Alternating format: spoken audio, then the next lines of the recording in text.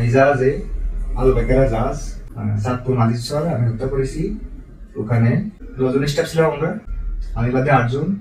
তাদের ঘুমাগুড়ি খাওয়াইছি আমি, বাদে ওই তরকারির মধ্যে মিশে ঘুমাগুড়ি খাওয়াই। আমি চাইনিজ কুরোল ছিল মাস্টারের কেবিনে, চাইনিজ কুরোল দিয়ে আমি সবাই এক এক করে হত্যা করেছি। কেন হত্যা করেছি আমি তাদের জানাইছি। তাদের কি জানাইছি, এই যে আপনাদের মাস্টার ড্রাইভার এই যে আমাদের সাথে ঠকাচ্ছে, দুর্নীতি করতেছে, খারাপ ব্যবহার করতেছে, গালাগালি করতেছে, বকাচকা করতেছে, গাদা মতো খাটাচ্ছে, তাই কোনো প্রতিবাদ আপনারা করতেছেন না। তারা আমার বলে কি সব জায়গায় একরকমই, তারা আমাদের বলে কি প্রতিবাদ করলে নামা দেবে, নামা দিয়ে এত মগের মূল্য বলে নামা দেওয়া হলো। নামাতে গেলে একটা লোক নামাতে গেলে 3 মাসের বেতন দিয়ে বকেয়া বেতন দিয়ে নামাতে হয়। এই জায়গায় কিছুই হচ্ছে না। দেখা পট করে একটা জাহাজেতে লোক নামা দিচ্ছে, কারণ ধর মামুপুরে আক্তার বলা আমরা নেমে গেলাম, তো নামা দিয়ে বলো 82 টাকা মারি দিবানি। 82 টাকা মারতে গেলে সারা বছর কেটে যায়, 82 টাকা আটকে যায়নি, যে কারণে টাকা আসে না। এই 1 বছরের মধ্যে 5 মাস 6 মাস 4 মাস বেতন আটকে থাকে।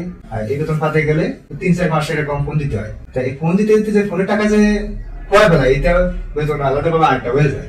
তারপরেও মাস গেলে বেতন ফেটায়, যদিও কোনো জাজে ফেটায়, তো পুরোপুরি বেতন কেউ ফেটায় না, হাফ ফেটায় বা 3 ভাগে 1 ভাগ ফেটায় বা 4 ভাগে 3 ভাগ ফেটায়, এরকম। তা আমি 8টা মানুষে ফোন করেছি, তাদের মাইক্রোসফটের 3 জন আহত হয়েছিল। তা 3 জনের মধ্যে 2 জন হসপিটালে যাবে মারা গেছে শুনেছি, আর একজন মনে হয় এখনো বাইসে আছে। যদি সে বাইসে থাকে তার কাছে আমি একটা জিনিসই বলি, আমি আপনাদের অনেকবার বলেছি, আপনারা শুনেনি কোনো একটা কথা বলতে, আপনারা বইতেছিলেন যদি চাকরি হারায় যায়। আর যদি জীবনে না থাকে না চাকরি দেখে হবে। আমরা যখন সমুদ্র ভাড়ি দিই তখন তো রাষ্ট্র ডুবে যায়, মরেও যেতে পারি আমরা, এতে কোনো গ্যারান্টি নাই। আর মরে গেলে কি হবে, ওই মৃত্যু কামনা করে চলে যাবে, শেষ। তাছাড়া তো কিছু না। এসল আমার বলার। আপনারা মেন জগৎ বলতি না, সব কিছু ওই জায়গায় সব কোম্পানি বা সব জাহাজ বা অন্যান্য ইত্যাদি যে সব ব্যবসা আছে, এরকম দুর্নীতি সব জায়গায় চলতেছে একটু গিরাকি।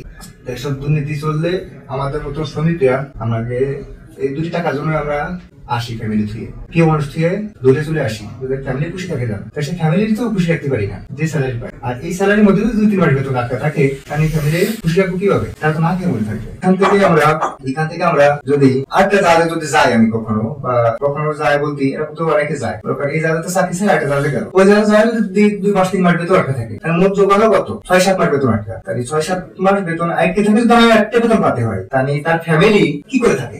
একটা জিনিস বুঝলাম, বুঝছে?